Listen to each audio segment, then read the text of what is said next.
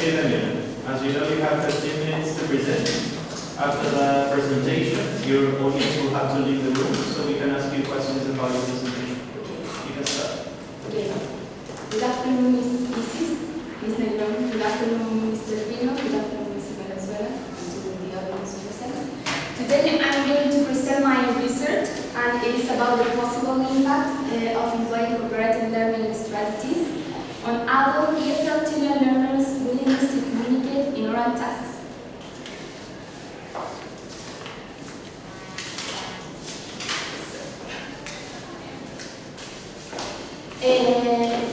My internship was at Santo Tomás School in an adult EFL class in an intermediate English 2. It was composed of 30 students from different careers. For example, journalism, geology, accounting, biological science, and public relations. Okay, in this internship were identified two groups. The first one is called Group A. This group always participated of oral tasks during teacher-fronted activities. It was composed by 20 students. They all belong to the journalism degree. And the second group, Group B, this group did not participate of oral tasks during teacher-fronted activities, even when they completed the reading activity. It was composed of 10 students from different careers. So, because of this particular situation, the research problem is that students from Group B did not participate of oral tasks during teacher-fronted activities, even when they completed the reading activities. The purpose of the study is to provide teachers with an effective tool in order to improve their students' willingness to communicate in English during oral tasks by employing cooperative learning strategies. The research question is, what is the possible impact of employing cooperative learning strategies on Chilean adult EFL learners' willingness to communicate in oral tasks? The general objectives is to determine the possible impact of employing cooperative learning strategies on adult EFL learners' willingness to communicate in oral tasks. The specific objectives are two. The first one aims to describe and compare adult EFL learners' willingness to communicate before and after the employment of these strategies, and the second one to evaluate the impact these strategies may have on learners' perceived willingness to communicate in English.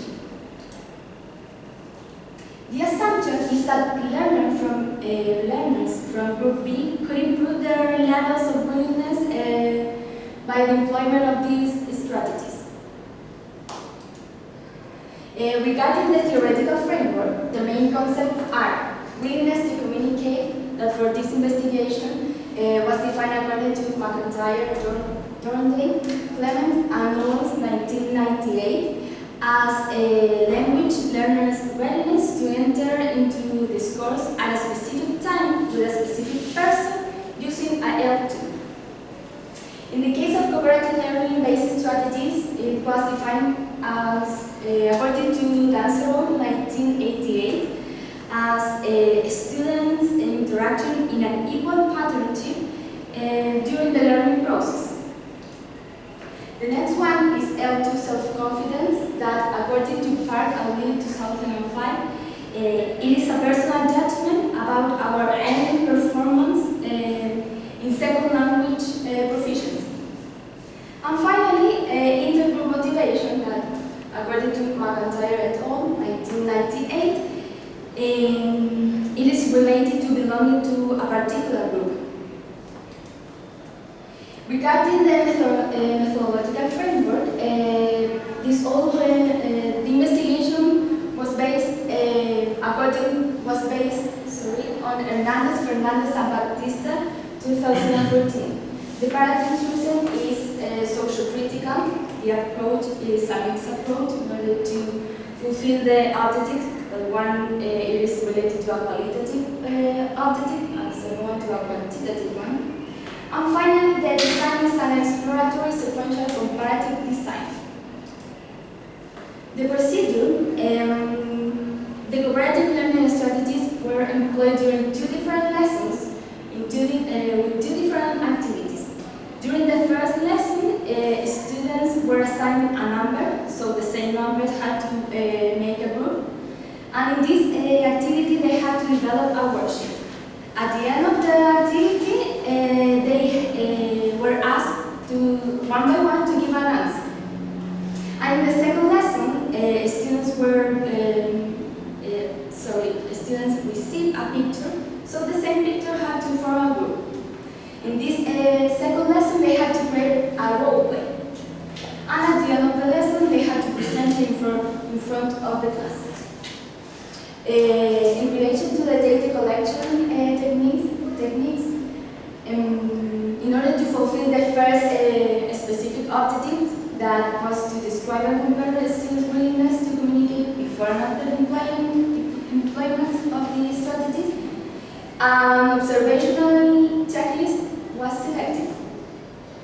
This observational checklist was analyzed according to Hernandez et al. 2014. The information was organized according to the non-verbal parameter observed. Then it was categorized according to the meaning of those parameters, and then it was analyzed and compared. In the case of the second objective, a Likert scale was selected and was also analyzed according to Hernandez et al. 2014. In this Likert scale, we had several statements. Each statement had 5 possible answers. Each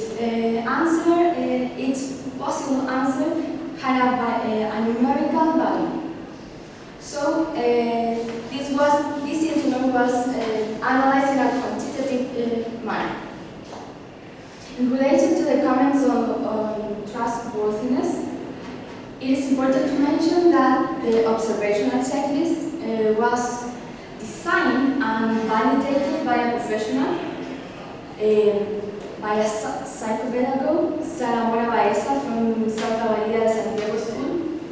And the other instrument, the Likert scale, was designed under the light of literature and also validated by professionals. The results obtained from the observational checklist show that Group A, before and after the employment of these strategies, had the same levels of willingness to communicate. However, Group B, before the employment of these strategies, had low levels of willingness to communicate. But after the employment, these levels of willingness to communicate rise.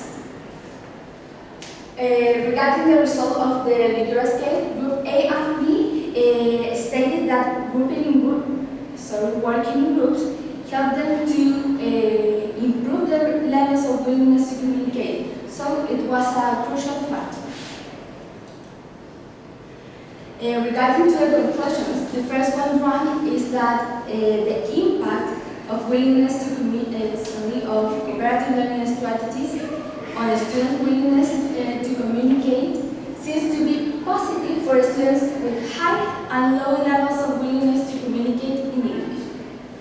Also, these strategies not also improve their levels of willingness to communicate, but it also improves students' L2 self-confidence because it gives them the opportunity to talk with someone they want. And finally,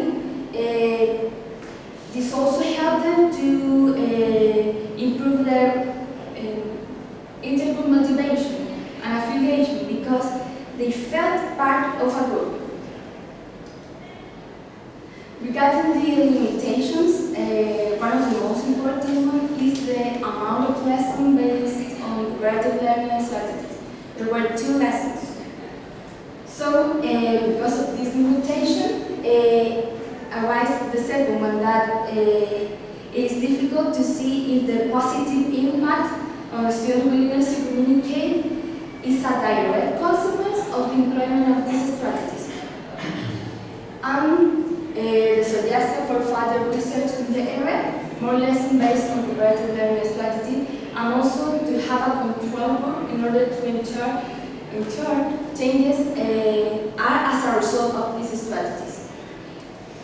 And the main contribution is that this research is a useful tool for teachers to improve their students' willingness to communicate in English in oral tasks.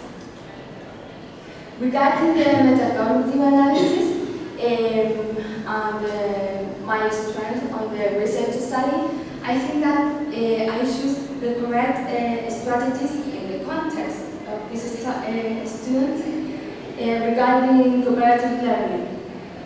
One of my weaknesses is stated by Brown that I didn't take into consideration student learning styles, so that may affect. And challenges is related to my weaknesses. For further research, I had to take into account the student learning styles. And regarding the internship, my strength, I think that my self-confidence, it was a very crucial factor because they were students from intermediate English too. So that was very important. And one of my weaknesses, I think that according to Hammer in 2005, my voice grew. Because at the beginning of the internship, I didn't how to use my voice volume, sorry. And my challenge is to improve the same factor in English. These are the references of my